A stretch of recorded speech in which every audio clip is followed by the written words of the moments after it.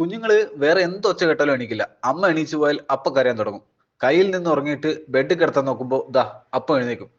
ഇതൊക്കെ എങ്ങനെയാണ്? അവർക്ക് കൃത്യമായി അമ്മയുടെ മണം, ശ്വാസം, ചൂട് ഒക്കെ അറിയാൻ പറ്റും. എഴുന്നേറ്റ് പോകുന്നത് കണ്ടിട്ടും കേട്ടിട്ടുമല്ല, മറിച്ച് ഈ ഫീലിങ്സ് മിസ് ചെയ്യുമ്പോഴാണ് അവർ ഉണരുന്നത്. അത് അവരുടെ അതിജീവനത്തിന്റെ പ്രക്രിയ കൂടിയാണ്.